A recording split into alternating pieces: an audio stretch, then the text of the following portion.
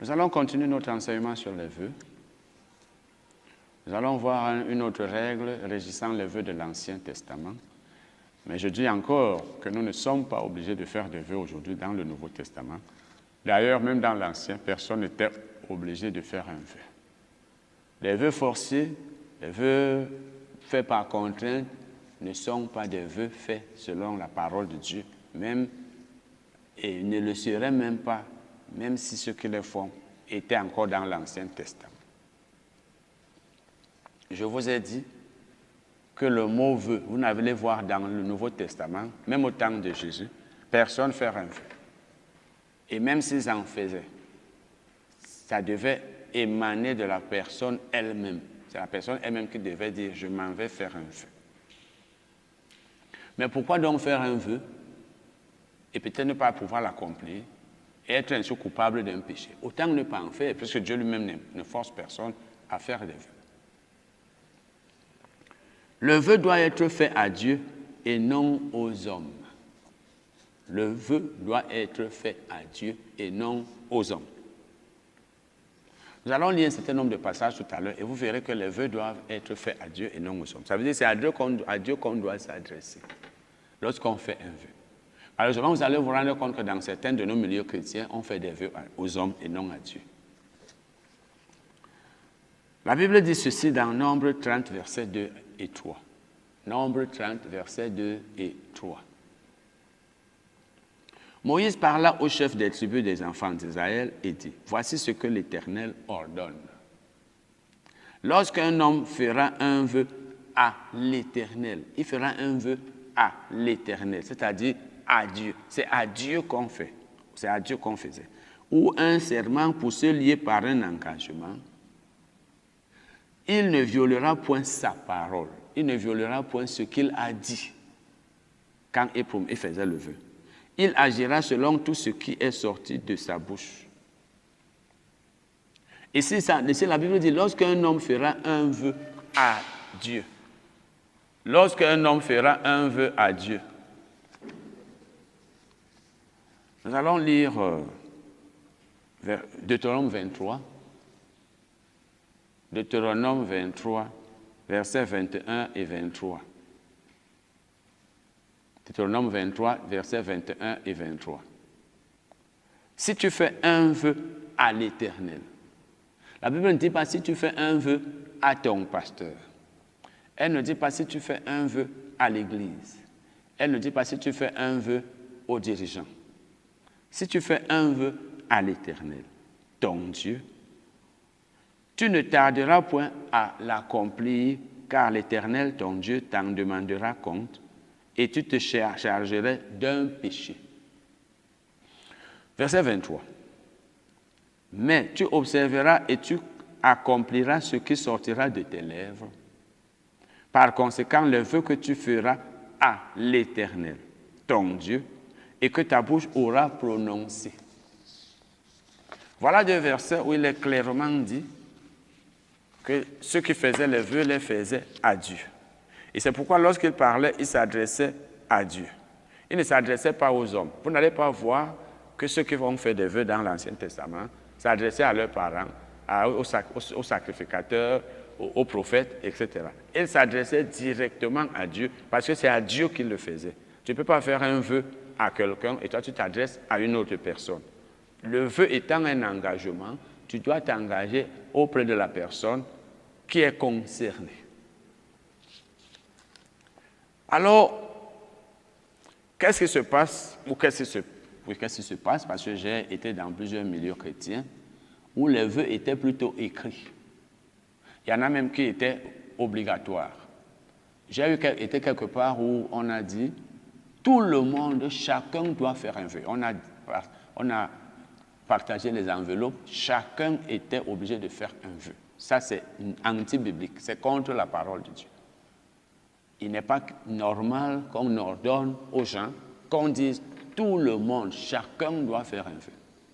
Les vœux doivent être faits volontairement. Mais ici maintenant, nous sommes en train de voir que les vœux doivent être faits à Dieu et non aux hommes. Donc c'est à Dieu qu'on doit s'adresser. Et comme nous, aujourd'hui, dans certains milieux, nous faisons des vœux écrits. Dans la Bible, on s'adressait à Dieu parce que Dieu est partout. Il entend ce que nous lui disons, quel que soit le lieu où nous nous trouvons. Tu dis à Dieu, je vais faire ceci ou cela. Il va entendre. Tu n'as pas besoin d'écrire. Dieu n'est pas sourd pour qu'il ait besoin qu'on écrive. Parce qu'il n'entend pas. Non, Dieu entend. La raison pour laquelle certains vœux sont écrits est que nous ne les faisons pas à Dieu, mais aux hommes. Lorsque tu fais un vœu à Dieu, tu lui parles, il entend. Lorsque tu fais un vœu à un homme, il veut que tu écrives. Parce que par ce papier, il te rappellera que tu avais fait un vœu. Et c'est ce qui se passe donc dans beaucoup de milieux chrétiens où, lorsqu'une personne a fait un vœu par écrit et qu'elle ne l'a pas accompli jusqu'à un certain moment, on commence à l'appeler, à lui rappeler qu'il avait fait un vœu. Or, Dieu ne l'aurait pas appelé s'il avait fait ce vœu verbalement. Le vœu doit être fait à Dieu et verbalement et non par écrit. Nulle part dans la Bible, vous ne verrez qu'on a fait des vœux verbalement. Vous ne verrez qu'on a fait des vœux par écrit. Autre chose que nous allons voir, nous avons déjà vu que le vœu doit être fait par la personne elle-même. Nous sommes en train de voir, nous allons voir autre chose, 5e point. Celui qui tarde à accomplir un vœu ou qui ne l'accomplit pas, pêche, ou alors commet un péché. Celui qui tarde à accomplir son vœu ou qui ne l'accomplit pas, commet un péché. Parce que c'est un engagement. C'est toi-même qui t'es engagé, c'est toi-même qui as promis. Même dans le monde, on dit la promesse est une dette. Et bien entendu, celui qui ne paye pas sa dette commet une infraction. Il est infidèle, il n'est pas sérieux. La Bible dit dans Proverbe 20, verset 25. Proverbe 20, verset 25. C'est un piège pour l'homme que de prendre à la légère un engagement sacré et de ne réfléchir qu'après avoir fait un vœu. C'est un piège. Tu prends un engagement sacré. Ou alors tu fais un vœu, tu prends un engagement, tu ne l'honores pas.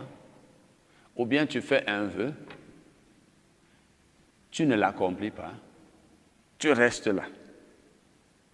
Tu ne l'accomplis pas. Et c'est après avoir fait le vœu que tu commences à réfléchir. À te dire, est-ce que je devais même faire ce vœu? Pourquoi l'ai-je même fait? Qu'est-ce que je vais faire maintenant? Mais tu n'avais qu'à ne pas le faire. Et ils sont nombreux comme ça, les chrétiens qui prennent des engagements, même dans l'Église. Ils disent, non, moi je vais faire ceci. Soit ils viennent eux-mêmes promettre en disant, je vais faire telle chose. Soit ils viennent, ils disent, bon, moi je vais faire ceci. Je vous donne un exemple. J'ai été dans les assemblées où on amène les petits-enfants, on dit qu'on les consacre. Encore que ça, ce n'est même pas biblique. Dans le Nouveau Testament, la consécration des petits-enfants, ça c'est un autre enseignement que j'aurai à vous donner certainement. Alors, on dit qu'on consacre les enfants. On amène un enfant devant toute l'assemblée et on dit, le pasteur doit prier. Pour nous, c'est la consécration. Alors, et après cela, on demande à toute l'assemblée, vous engagez-vous à prier constamment, tout le temps, pour cet enfant. Et vous voyez, les chrétiens ignorants, égarés, comme d'habitude pour plusieurs, lever la main et en disant, oui, nous allons prier pour cet enfant. Toi donc qui as promis que tu prieras pour cet enfant chaque jour, es-tu sûr que tu le feras? Il y a des gens qui promettent même dans le ministère, je vais faire ceci pour le Seigneur. Pasteur, moi je vais faire ceci. Il y en a qui se tiennent devant pour dire qu'ils seront parmi ceux qui vont faire telle ou telle chose. Mais ils ne le font plus tard. Ça, c'est des vœux irréfléchis. Réfléchis avant de faire un vœu. À défaut de cela, n'en fais pas. Donc, la Bible dit que c'est un piège. Lorsque tu prends un engagement, tu ne l'honores pas.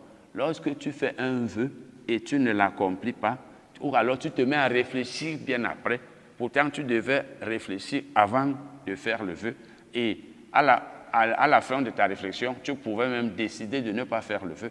Malheureusement, toi, tu agis avant de réfléchir. Un homme normal réfléchit avant d'agir. Nous allons lire ce même verset dans la nouvelle version, le second révisé. Proverbe 20, verset 25. C'est un piège pour l'homme de dire à la légère, c'est sacré, et de ne réfléchir qu'après avoir fait des vœux. La Bible amplifiée dit ceci. C'est un piège pour un homme de parler un vœu, c'est-à-dire de promettre, de parler un vœu entre crochets de consécration. Donc, c'est un vœu de consécration. Imprudemment. Et c'est seulement après qu'il se demande s'il peut l'accomplir. Ça veut dire, tu fais un vœu sans réfléchir, sans t'assurer que tu pourras l'accomplir. Une fois que tu l'as fait, le vœu, une fois que tu as promis, tu te mets maintenant à réfléchir en disant, est-ce que je pourrais même l'accomplir? Qu'est-ce que je vais faire? Est-ce que je vais m'en sortir? Et à la fin, tu te rends compte que tu ne peux pas l'accomplir. Tu as péché. Pourquoi donc t'engageais-tu à faire le vœu alors qu'on ne t'a pas forcé à le faire? Donc, réfléchis avant de faire le vœu. Nombre 30, versets 2 et 3. Nombre 30, versets 2 et 3. Moïse parla au chef des tribus des enfants d'Israël et dit, « Voici ce que l'Éternel ordonne. Lorsqu'un homme fera un vœu à l'Éternel, ou un serment pour se lier par un engagement, il ne violera point sa parole. » Cet homme-là, il ne violera point sa parole, donc il ne devra pas la violer. Il agira selon tout ce qui est sorti de sa bouche. Il agira selon tout ce qui est sorti de sa bouche. Donc, tu as fait un vœu, accomplis-le. Tu as fait une promesse, accomplis ta promesse. C'est ça la fidélité. Nous devons être fidèles. Dieu, lui, ne promet jamais rien sans accomplir. La Bible nous dit dans Romains 4, verset 21, qu'Abraham savait que ce que Dieu promet, il peut l'accomplir. Quand Dieu promet une chose, il peut l'accomplir et il veut aussi l'accomplir. C'est pourquoi il va l'accomplir. Soyons comme Dieu qui nous demande d'être fidèles. Et quand vous lisez Galates 5, verset 22, le fruit de l'esprit, parmi le fruit de l'esprit, il y a la fidélité. Le chrétien fidèle promet et accomplit, ou alors il ne promet rien. Beaucoup sont comme ça. Ils promettent, je vais te donner de l'argent, je vais résoudre tel problème dans le ministère, je vais faire ceci, mon frère. Frère, je vais t'aider pour tel problème. Après, il n'en parle plus. Il faut que c'est toi qui ailles lui demander. Et si tu ne demandes plus, c'est passé. Quand tu as fait un vœu, que ce soit à un être humain ou à Dieu, accomplis-le. Si tu n'es pas sûr d'accomplir, ne fais pas de vœu, personne ne t'en voudra, mais on t'en voudra si tu fais le vœu et tu ne l'accomplis pas. Deutéronome 23, versets 21 et 23. Si tu fais un vœu à l'Éternel, ton Dieu, tu ne tarderas point à l'accomplir. Car l'Éternel, ton Dieu, t'en demanderait compte. Donc Dieu va te demander des comptes pour les vœux que tu as faits et que tu n'as pas accomplis. Et tu te chargerais d'un péché. Tu te chargerais d'un péché. Mais tu observeras et tu accompliras ce qui sortira de tes lèvres. Voyez, tu dois observer ce qui est sorti de tes lèvres. Tu dois accomplir cela parce que tu as parlé. Ne parle pas comme un fou qui parle, mais n'accomplit pas, comme s'il n'avait rien dans la tête quand il parlait. Par conséquent, les vœux que tu feras à l'Éternel, ton Dieu, et que ta bouche aura prononcés. Allons lire Ecclésiaste 5, versets 1 à 4. Lisons même le verset 3. On va laisser les autres. Vous pourrez lire ça après. Ecclésiaste 5, versets 1 à 6. 1 à 6, mais lisons le verset 3 d'abord. Lorsque tu as fait un vœu à Dieu, ne tarde pas à l'accomplir, car il n'aime pas les insensés. Accomplis le vœu que tu as fait. L'insensé, le mot insensé est synonyme du mot fou. Est insensé celui qui fait un vœu et ne l'accomplit pas. Et la Bible dit que Dieu n'aime pas les insensés. Accomplis donc le vœu. Ne tarde pas à accomplir le vœu que tu as fait. Mieux vaut pour toi ne point faire de vœu que d'en faire un et de ne pas l'accomplir. Donc Dieu te donne la liberté de ne pas faire de vœux. Comme on a vu tout à l'heure au commencement, que les vœux ne sont pas obligatoires. Celui qui n'en fait pas ne pêche pas. Dieu te dit donc, tu n'es pas obligé de faire un vœu. Mais si tu le fais, accomplis-le. Ne fais pas le vœu et tu ne l'accomplis pas, là tu as péché. Mais si tu n'en fais pas, tu n'as pas péché. Eh bien, qu'est-ce que tu dois faire? Mieux vaut ne pas en faire. Et tu en fais quand tu es vraiment sûr. Mais je vous dis encore que le Nouveau Testament ne nous demande pas de faire de vœux, donc on peut s'en passer. On peut vivre sans jamais faire de vœux. Si c'est pour soutenir l'œuvre de Dieu, on peut la soutenir à n'importe quel moment. On n'a pas besoin de faire d'abord une promesse avant d'accomplir. Donc, si tu sais, mon frère, ma soeur, que tu as fait un vœu, tu ne l'as pas accompli, ce que je te conseille, c'est de demander pardon à Dieu, de confesser ce péché, de te repentir. Lisons maintenant Proverbe 10, verset 19. Proverbe 10, verset 19. Celui qui parle beaucoup ne manque pas de péché. Tu vois? On veut les gens qui veulent soutenir l'œuvre de Dieu. On veut les gens qui vont donner ceci, cela. Tu parles là-bas vite. Moi, je vais donner. Tu promets même une certaine somme d'argent. Tu parles vite. Et après, tu ne peux pas payer. La version King James dit ceci. Dans la multitude des paroles, le péché ne manque pas. Parler beaucoup nous entraîne à pécher. Et c'est parce que nous parlons souvent beaucoup que nous sommes prêts à dire, moi je veux faire ceci, je veux faire cela. Quand on a des besoins dans l'église, ne viens pas te tenir là et dire, moi je veux faire ceci, cela. Résous ça dans ton cœur. Si on a besoin de telle chose, ne viens pas dire là-bas, moi je fais partie. Fais quand le moment arrive. C'est ça la sagesse. Plutôt que d'aller dire, je veux donner telle somme d'argent pour l'œuvre de Dieu, et après tu ne donnes rien, ou alors tu donnes une somme inférieure à celle que tu as promise. Donc, si tu as fait un vœu ou des vœux que tu n'as pas accompli jusqu'à présent, demande pardon à Dieu. Confesse ce péché, c'est un péché comme les autres. Peut-être as-tu promis dans ton assemblée que tu ferais telle chose. Dieu continue de vouloir que tu fasses cela. Si tu as promis de donner quelque chose dans l'église, Dieu continue d'attendre que tu le fasses.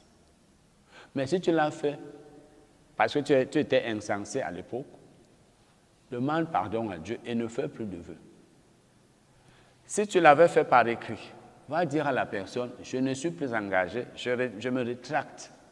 Si la personne se fâche, peut-être c'est ton pasteur, et dit non, tu es sous la malédiction, ne crois pas cela, ne prends pas ça en considération.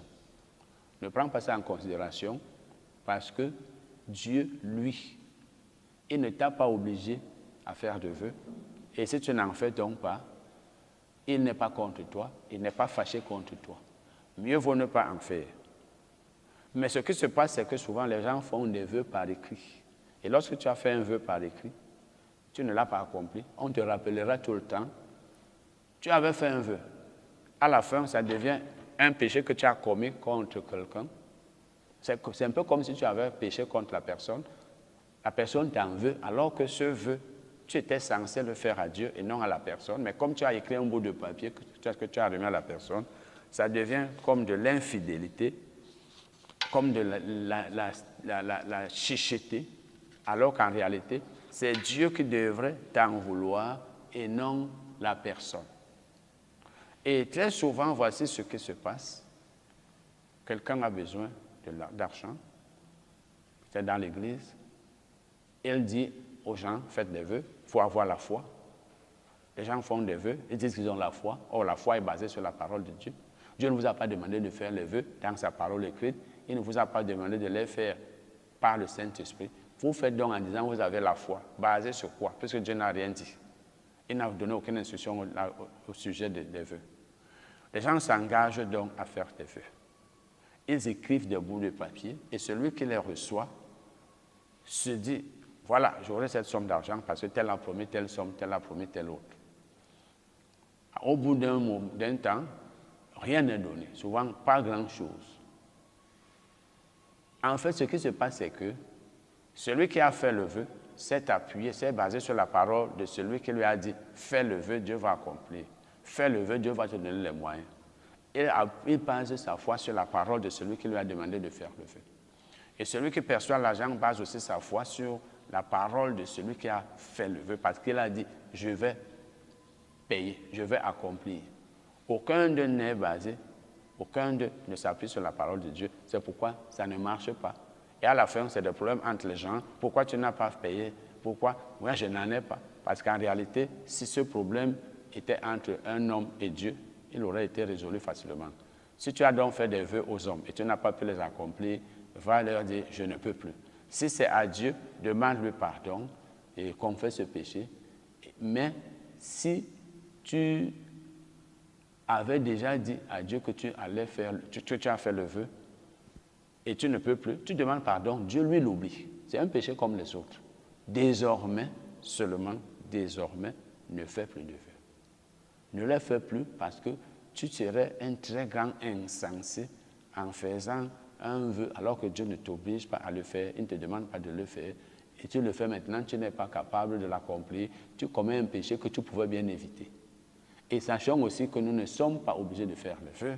Sachons également que les vœux étaient toujours conditionnés. Donc si tu veux même faire un vœu, si tu tiens à faire un vœu, je ne sais même pas pourquoi tu y tiendras, dis à Dieu, si tu me donnes telle somme d'argent, je vais donner cette somme d'argent-là pour ton œuvre, par exemple. C'est pour son œuvre. Ou alors, si tu me donnes telle somme, je vais donner la moitié. Ou si tu me donnes telle, je vais donner ceci. Là, au moins, tu vas attendre que Dieu te donne avant que tu donnes. Mais si tu fais seulement un vœu comme ça et tu n'as rien, c'est toi-même qui as cherché parce que tu as été un insensé. Nous allons donc nous arrêter là. Amen.